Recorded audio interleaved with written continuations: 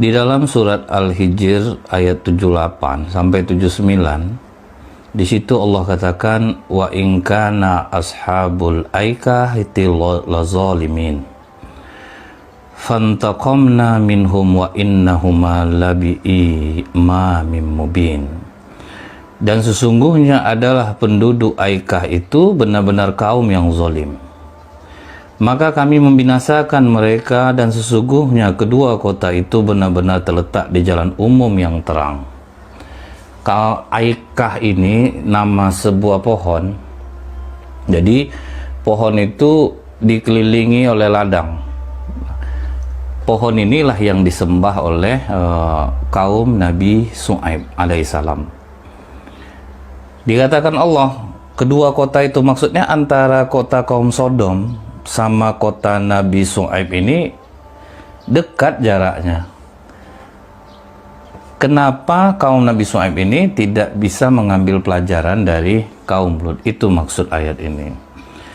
Jadi memang penyembahan kepada berhala, kepada pohon ini, kadang kita bingung juga mikirnya. Apa alasan mereka kok sampai pohon disembah? Nah, ada juga nih yang saya lihat di mana, yang pohonnya itu nanti digantung-gantung permintaan. Waduh, itu syirik itu. Jangan sampai kita melakukan hal seperti ini. Misalnya kalau digantung nama kita sama nama calon kita nanti akan abadi subur seperti pohon ini, itu udah syirik kita. Jadi jangan kita terikutlah hal-hal seperti ini, karena ini dianggap sesuatu yang bagus ya. Kalau apalagi anak-anak muda yang jauh dari pemahaman agama, ya udah banyak kok orang jadian karena itu. Sama kayak di Mekah itu, banyak orang Indonesia ini kan suka tuh ke tempat pertemuan Nabi Adam dan Siti Hawa. Itu sampai tembok dibuat pemerintah Arab Saudi itu dicoretin sama orang Indonesia. Dibuatnya namanya Ujang Love Upi, jadi supaya bisa abadi cintanya. Ini udah bagian dari syirik sebetulnya. Sampai habis sama spidol dicoretin sama orang-orang Indonesia. Jadi jangan sampai kita juga jadi kaum Nabi Syuaib lah, suka nyembah pohon, menganggap sebuah pohon itu ada kekuatan di dalamnya. Ini jangan sampai dilakukan dan dianggap biasa. Ini bahaya. Karena memang iblis bercokol di pohon-pohon seperti ini untuk menyesatkan manusia. Kalau kita ingat sebuah riwayat, ada pohon yang disembah oleh orang di desa itu. Ada seorang pemuda yang bertauhid kepada Allah. Dilihatnya banyak orang melakukan penyembahan terhadap pohon itu. Dia berangkat membawa kapaknya, mau ditebangnya pohon itu. Nah, jin yang penunggu pohon itu keluar. Kau mau kemana? Aku akan menebang pohon ini. Ini sudah membuat orang sini syirik jadinya. Ginilah. Pokoknya kalau kau nggak jadi menebang pohon ini, setiap kali pagi kau bangun, ada uang di bawah bantalmu. Hilang keimanan dia gara-gara disuap oleh jin ini dengan uang. Karena jin ini merasa tidak akan mampu melawannya, karena kekuatan pemuda ini ikhlasnya untuk menebang pohon itu tinggi. Jadi iblis tidak kuasa kepada orang-orang yang ikhlas. Pulang dia ke rumah, paginya besok bangun, ternyata memang ada koinnya. Berarti benar nih. Hari kedua masih ada, masih aman. Hari ketiga nggak ada, dia bawa lagi kapaknya. Dia mau menebang pohon itu, jin yang sama datang lagi. Kok mau kemana? Aku mau menebang pohon ini. Jangan coba kau menebang. Nggak, kau bohong sama aku. Tadi pagi aku bangun nggak ada lagi uang. Kalau kau tetap mau menebangnya, akan ku hazab kau sini. Oh, berani kau sama aku? Berani, kata jin ini. Begitu berantem, kalah pemuda ini. Ditanya, kenapa aku kok bisa selemah ini sekarang? Karena kau ingin menebang pohon itu karena uang. Kalau beberapa hari yang lalu kau memang ikhlas untuk menebangnya. Jadi kalau orang-orang tahu agama, kalau kena duit aja lah, ini bahaya juga nih. Dekat sama-sama orang yang kaya yang tidak ikhlas gitu. Akhirnya diremot sama mereka gitu. Jadi sedapat mungkin kalau orang kaya yang mau menyumbang, tolong ikhlas, jangan di setel ustadznya gitu. Ini kadang-kadang didekatinya para ustadz tetapi untuk dimanfaatkannya gitu untuk dijengkalinnya. Jadi memang bahaya nih, banyak orang gara-gara uang nih kena deh, jadi hilang keikhlasannya. Jadi hati-hati juga nih, bagi orang kaya tolong ikhlas. Bagi para ustadz, jangan menganggap orang kaya itu untuk tempat bernaung. Nah, di sini kita kena jadinya nanti. Jangan sampai kita ini tunduk dengan uang. Kemudian kita lanjutkan kembali. Kaum Nabi Syuaib ini di mana letaknya? Di namanya daerahnya Ma'an, itu perbatasan negeri Syria, berdampingan dengan danau kaum Lut ini. Nah, jadi nama kabilah mereka ini kabilah Madian bin Ibrahim alaihissalam. Makanya namanya kaum Madian. Kalau para ulama mengatakan sesuai dengan hadis Rasulullah, Nabi Syuaib ini dikenal dengan sebutan Khatibun Nabiin, katibnya para nabi. Kenapa? Penyampaiannya fasih. Jadi masing-masing nabi itu ada kelebihannya. Nah, Nabi Syuaib ini Khatibun Nabiin. Dia kalau menyampaikan itu fasih, kejelas, bagus ungkapan kata-katanya. Jadi lembut dia kepada kaumnya. Bagus susunan kata-katanya ini. Makanya dia disebut Khatamun Nabiin. Nah, jadi mereka ini menyembah aikah, pohon yang dikelilingi oleh ladang. Dan bukan itu saja, mereka memiliki karakter yang jahat dalam berdagang. Itu mereka suka curang, kemudian mereka juga suka duduk-duduk di jalan untuk mengganggu dan menakut-nakuti orang. Nah, ini karakter kaum Nabi Syuaib. Jadi bermuamalah, bergaul sama manusia, jual beli itu kurang bagus. Tidak jujur mereka di dalam berdagang. Nah, kaum Nabi Syuaib ini masih banyak sampai sekarang, teman-teman, tapi ditipunya juga. Jadi sering kita tuh tidak berenak-enakan sama kawan. Dia menawarkan barang, kemudian dia katakan ini harganya itu sebetulnya sama orang 2.500.000, tapi karena kita kawan, saya jual 1.500.000. Rupanya kawannya ini beberapa bulan kemudian ketemu orang yang jual itu cuma 500. Nah, di situ sering kenanya itu. Makanya kalau ngambil untung itu yang semestinya, yang sewajarnya gitu. Jangan sampai kita sudah berbohong akhirnya ketahuan, nanti tidak enak sama enak kita jadinya kan, sulit. Kita ketemu udah malu-malu ya. Kenapa kita jelek bermuamalah dengan dia. Nah, kaum Nabi Syuaib ini masih banyak curang di dalam jual beli. Di sini dikatakan oleh Allah dalam surah Al-A'raf 85, wa ila madyana akhahum Syuaiban qala ya qaumi ibudullaha ma lakum min ilahin ghairuhu qad ja'atkum bayyinatum min rabbikum. Dan kami mengutus kepada penduduk Madian saudara mereka Syuaib. Maksudnya itu, kalian tuh udah kenal lama kok sama Syuaib nih. Kalian tahu akhlaknya, tahu kebaikan hatinya, supaya kalian tidak ragu. Gitu juga kan kalau misalnya nih orang di luar yang tidak kita kenal nawarin sesuatu, pasti kita kadang ragu. Tapi kalau orang yang udah kita kenal, dia baik, jadi dia ngomong itu kita langsung percaya jadinya, karena kita sudah tahu dianya itu seperti apa. Nah, makanya diutus Allah dari kalangan kalian sendiri. Apa kata Nabi Syuaib? Hai kaumku, sembahlah Allah. Jadi dikatakan oleh Nabi Syuaib itu ajakan untuk mentauhidkan Allah. Jangan kalian sembah pohon, sembahlah Allah. Sekali-kali tidak ada Tuhan bagimu selainnya. Tauhid ini dari ajaran para nabi dan rasul itu pasti mengajak umatnya kepada mengesahkan Allah. Allah itu hanya satu. Sembah hanya Allah. Tidak ada Tuhan bagimu yang selain Allah. Sesungguhnya telah datang kepadamu bukti yang nyata dari Tuhanmu. Kalian lihat enggak itu kaum Lut durhaka karena kalian masa nggak ngambil pelajaran? Udah jelas buktinya nyata. Apa kesalahan mereka dibalas oleh Allah. Bagaimana perjuangan Nabi Lut udah sampai ceritanya kepada kalian. Kok kalian malah nyembah pohon? Orang kalau udah terlalu gila deh sama dunia ini, itu apa aja disuruh mau kayak gandain uang, orang ini bisa ikut. Kemudian percaya dengan bisnis kita nanam 3 juta nanti terima 21 juta. Nah di bukan Pekanbaru sih, jaraknya sekitar 2 jam lah dari Pekanbaru. Kita invest sapi ternak ya. Jadi itu uang 11 juta nanti bisa jadi 100 atau apalah. Yang saya dengar seperti itu.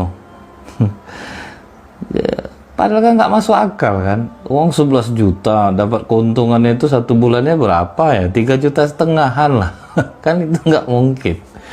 Dana 11 juta. Nah, akhirnya banyak yang ikut. Satu kampung miskin jadinya sekarang.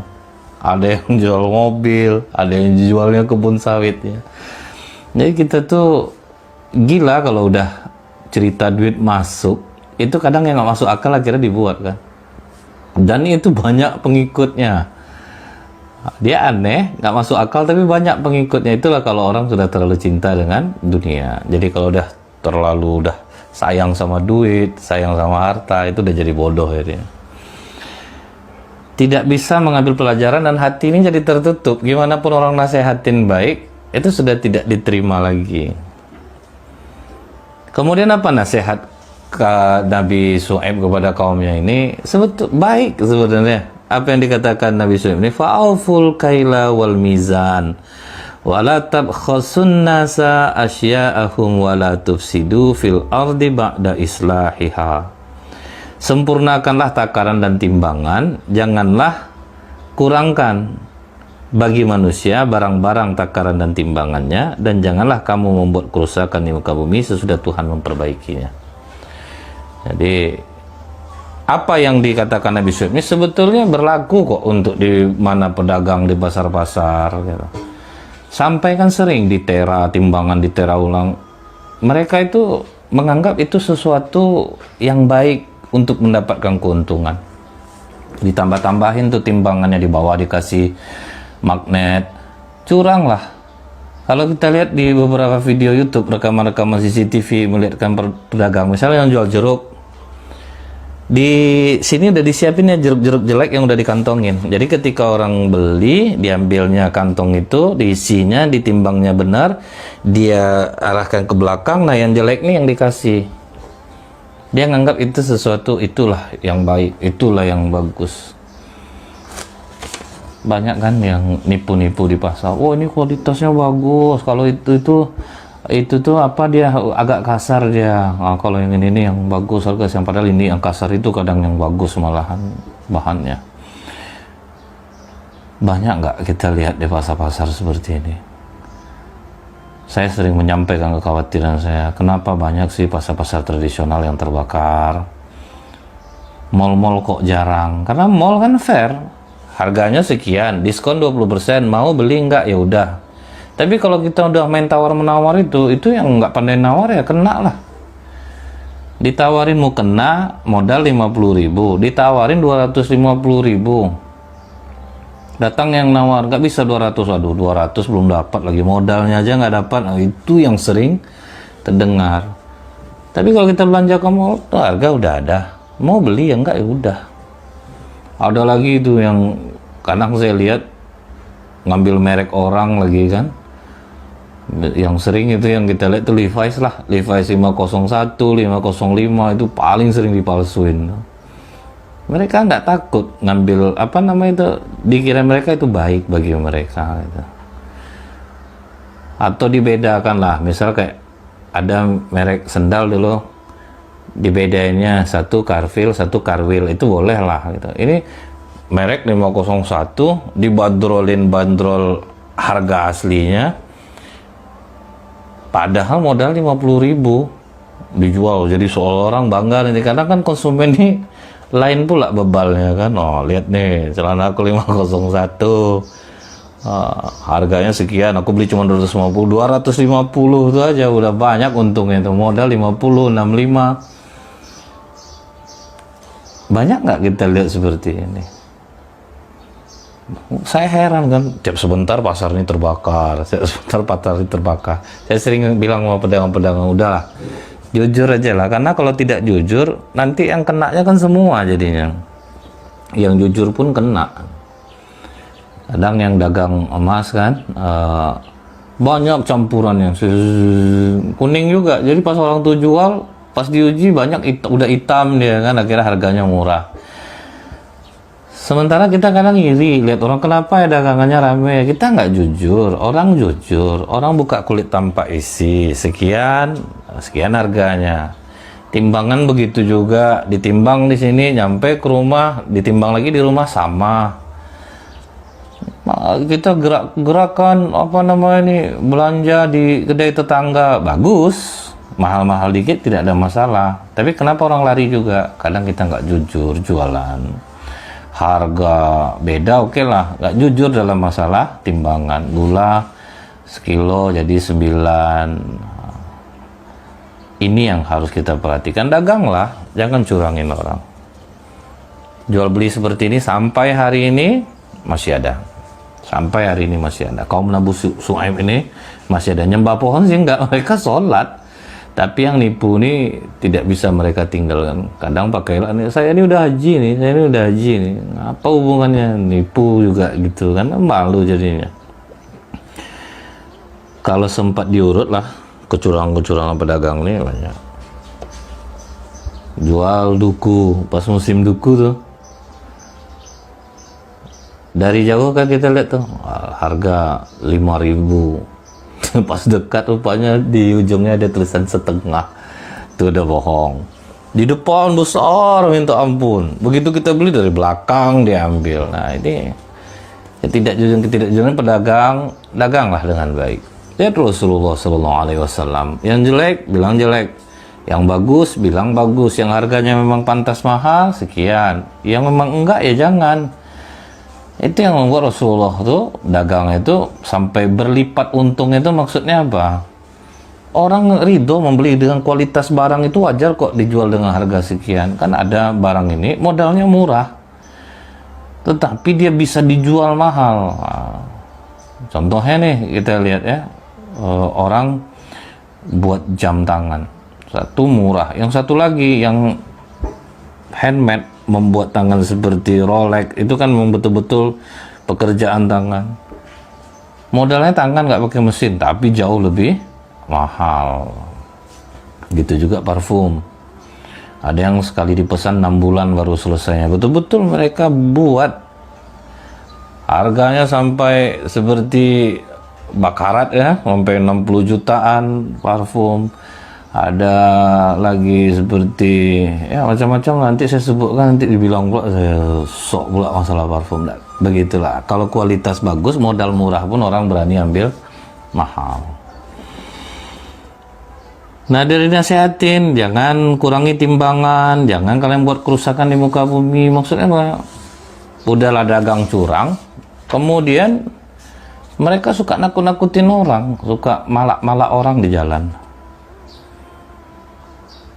Sampai apa kata Ibnu Ishaq bin Bashar dari Juwaibir, dari Ad-Dahak, dari Ibnu Abbas yang berkata, mereka ini kaum yang suka ngumpul-ngumpul di jalan, berbuat curang sama orang lain, kemudian mereka lah manusia pertama menciptakan tradisi jahat tersebut. Jadi awal mula preman di dunia ini kaum Nabi Suhaib lah. Tungguin orang di jalan. Kadang kalau kita pas bepergian di luar kota itu lucu tuh.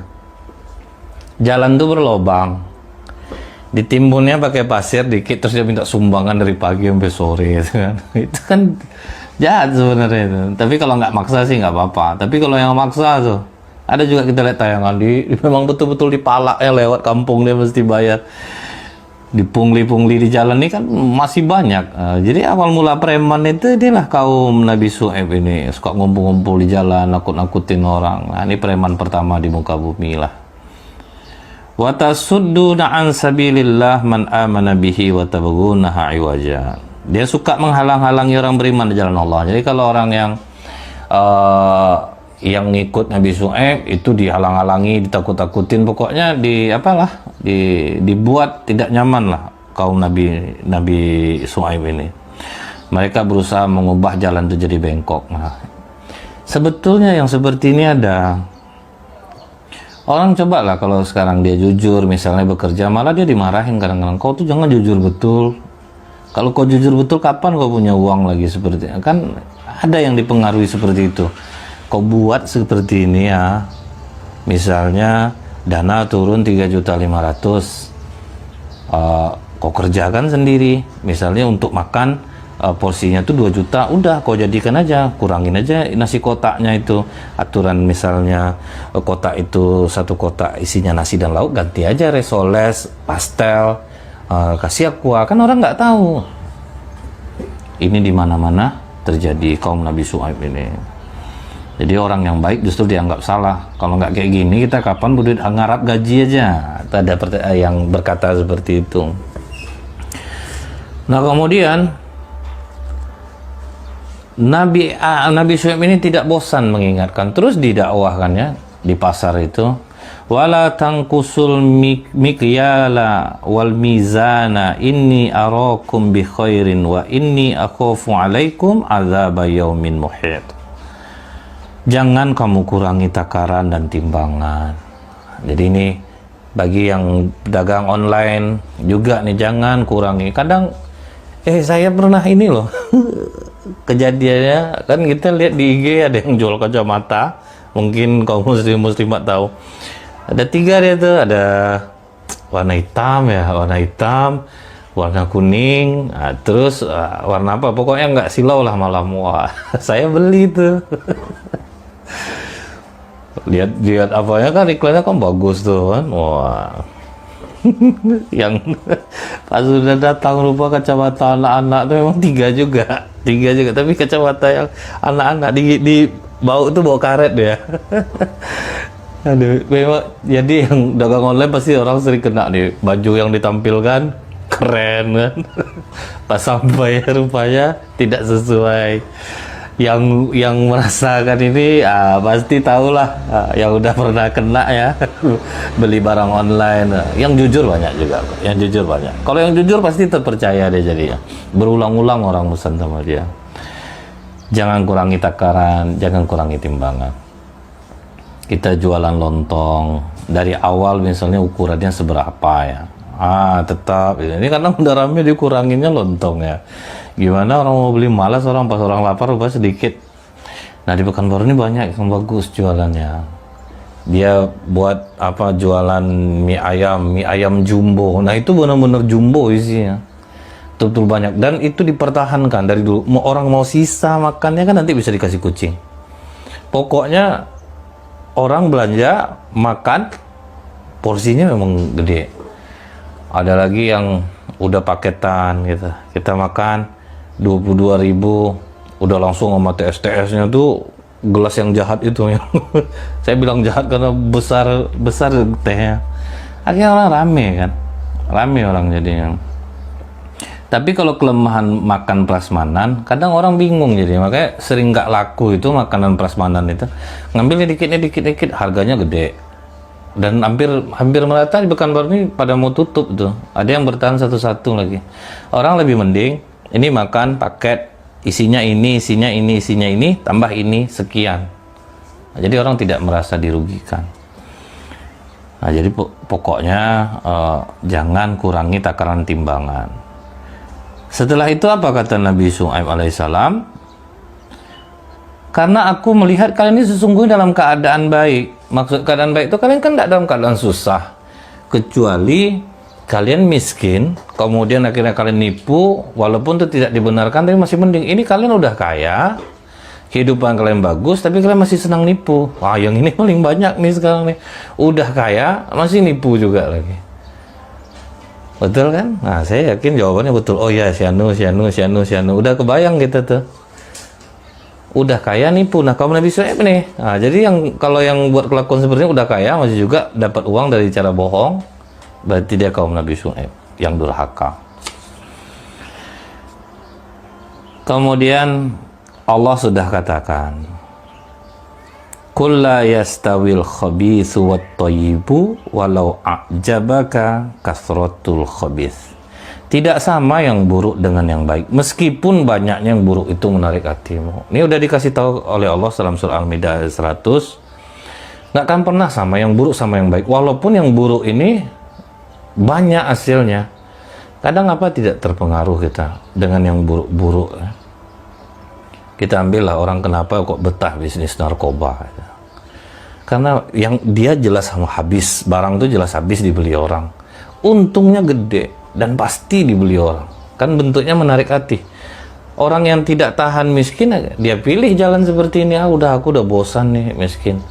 Disangkanya itu baik baginya. Pesugihan lah misalnya. Dia bermain, ada rundingan dengan jin. Dia dapat uang banyak, tetapi keberkahannya tidak ada. Kadang syaratnya lebih parah lagi kan, anaknya akhirnya mati, yang dijadikan tumbal. Nggak ada yang gratis di dunia jin. Pokoknya main yang salah akan salah pula jadinya. Walaupun itu menarik hati kita, kayak riba kan enak tuh, orang nggak bayar dendanya aja kita dapat. Bentuknya menarik, tapi menyusahkan. Saya yakin siapapun yang makan riba dia ngerasain lah, pasti risau hidupnya. Dia dapat untung, tapi dia risau hatinya. Jadi walaupun menarik hati, yang buruk itu lebih baik jangan dilakukan. Kemarin saya baru lihat tuh ada tayangan. Kadang dia ada bentuk-bentuk koperasi dia kan, jalan-jalan dia ke kampung-kampung, ke rakyat kecil mau pinjam 2 juta, nanti bayar sekian. Kalaupun nggak bayar nanti bertambah-tambah, hutang kecil jadi gede jadinya kan. Apa jadinya tuh? Ini buruk, tapi masyarakat kita kok mau juga. Ada waktu itu orang kaya, orang kampung sana banyak terikat utang riba sama rentenir. Jadi bapak ini berniat baik lah. Oke lah, panggil RW-nya, saya bayarin utang-utang masyarakat sini, tapi tolong jangan diulangin lagi. Udah dibayarin, ngulang balik. Itulah masyarakat kita ini kadang susah juga. Supaya kita dapat pemimpin baik, salah satunya adalah jadilah masyarakat yang baik. Baru bisa kita baik dapat pemimpin. Kalau masyarakat baik, insya Allah pemimpin kita akan baik. Jadi jangan nyalahin pemimpin aja dulu. Kita ya masyarakat udah jadi baik belum? Karena itu syaratnya Allah akan anugerahkan pemimpin yang baik untuk masyarakat yang baik. Artinya masyarakat nih tolonglah jadi baik dulu lah. Jadi kita jadi baik. Apa jawaban mereka ketika dinasihati oleh Nabi Syuaib? Ya Syuaib, as-salatuka ta'muruka an tanruka atau anatruka ma ya'budu abauna au an naf'ala fi amwalina ma nasha'u innaka la antal halimur rasyid. Hai Syuaib, apakah agama kamu ini menyuruh kamu agar meninggalkan apa yang disembah oleh bapak-bapak kami, atau melarang kami berbuat apa yang kami kendaki dengan harta kami? Kok lancang betul kau nih Syuaib. Berani kau melarang apa yang disembah bapak kami? Padahal kaum Lut itu dekat. Tapi mereka ini memang bebal. Jadi kalau kita yang seperti ini, udah jelas udah lihat pelajaran tuh, tengok orang melakukan itu akibatnya jadinya kan. Kalau kau jahat, kau ngambil uang orang, nah tuh digebukin orang. Kan udah nampak contoh, tapi kok masih ada juga orang yang mau melakukannya. Nah mereka katakan, ini harta kami, suka-suka kami, apa urusannya dengan mulut? Kau ini memang orang yang penyantun dan berakal, Syuaib, Nabi Syuaib ya. Kau ini memang orang yang penyantun dan berakal, dihina, direndahkan. Kayak kita lah ngomong ya pandai kau ya, pandai, padahal dia dianggap salah gitu. Yo kau ini memang betul-betul pandai Syuaib, kau ini hebat, bisa lah kau melarang-larang kami, ini harta kami, kenapa kau yang ikut campur? Nabi Syuaib ngomong ke orang tuh, kalian lihatlah apa yang aku larang sama kalian, aku melakukannya kan? Enggak kan? Aku tidak melakukannya. Aku larang kalian curang, aku tidak melakukannya. Aku larang kalian nakut-nakutin orang di jalan, malak-malak orang, aku kan memang tidak melakukannya.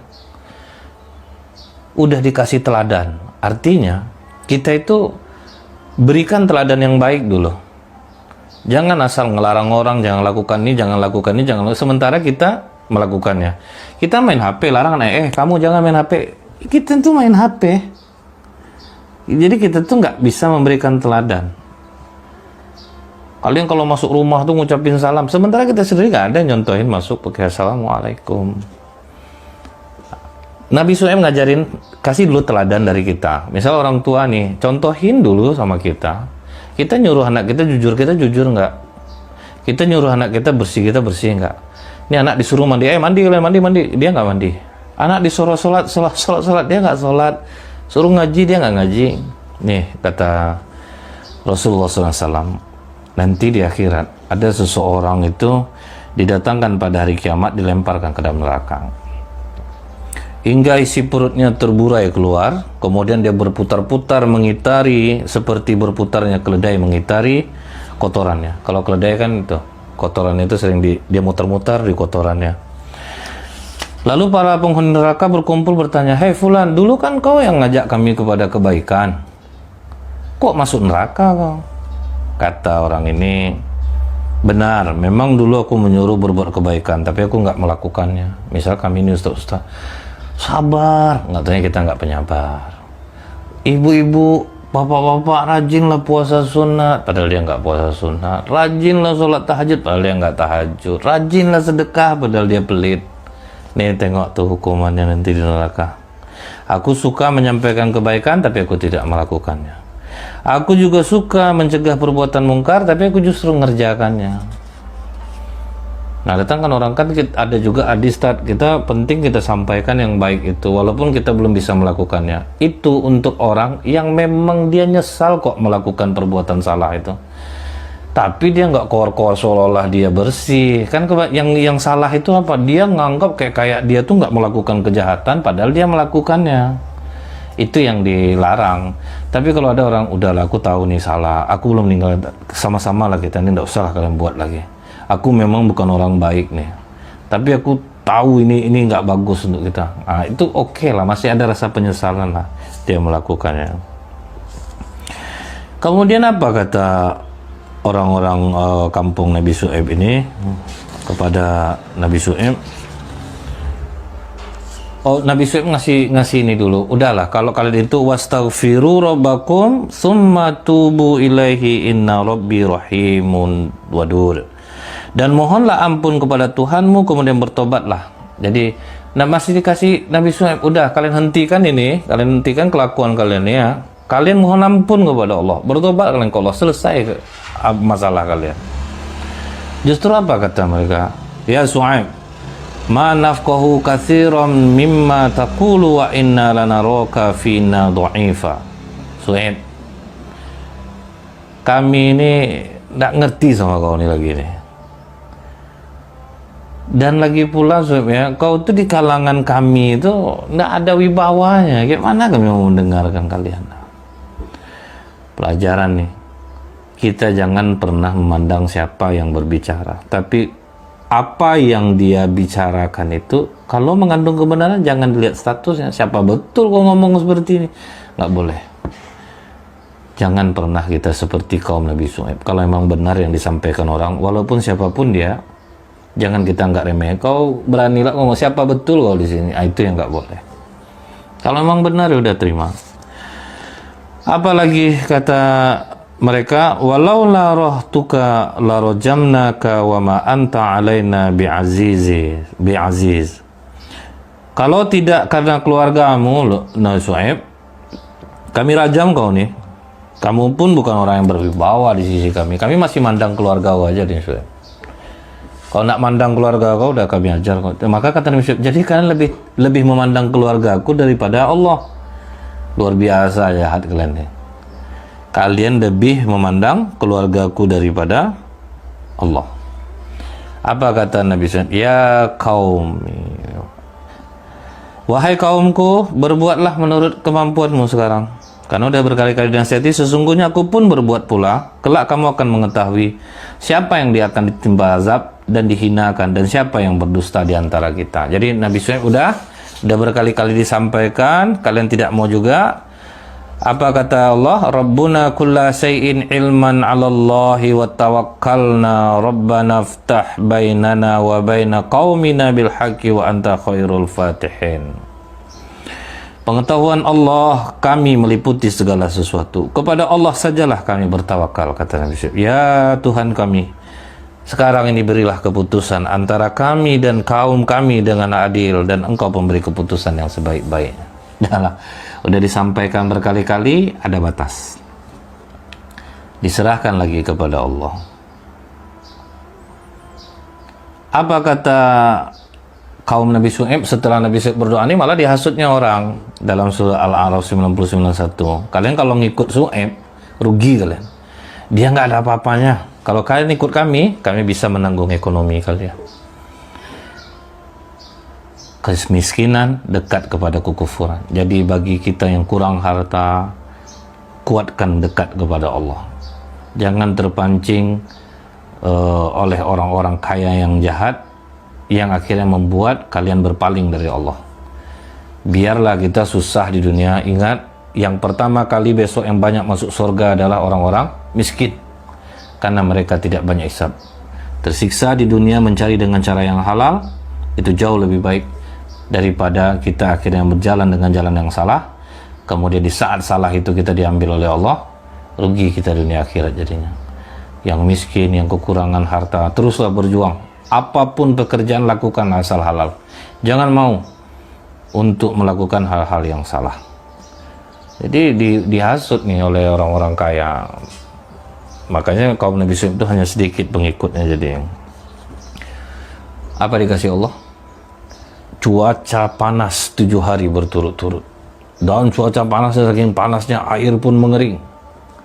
Nah di hari ke-8, fa'aqadhathumur rajfatu fa'asbahu fi darihim jathimin. Kemudian mereka ditimpa gempa, maka jadilah mereka mayat-mayat berkelimpangan. Jadi di hari ke-8 itu sebelum gempa itu dikasih dulu awan di atasnya. Nah ketika melihat awan itu disangka, wah ini bakal hujan. Nah rupanya itu pertanda gempa mau datang. Jadi salah satu penyebab gempa bumi karena sudah banyak orang yang curang di atasnya. Sudah banyak orang yang suka nakut-nakutin orang di jalan. Makanya Allah turunkan gempa. Maka Nabi Syuaib meninggalkan mereka sebelum kejadian dan berkata, hai kaumku, sesungguhnya aku telah menyampaikan kepadamu amanat-amanat Tuhanku, dan aku telah memberi nasihat kepadamu, dan aku sama sekali tidak akan bersedih terhadap kalian.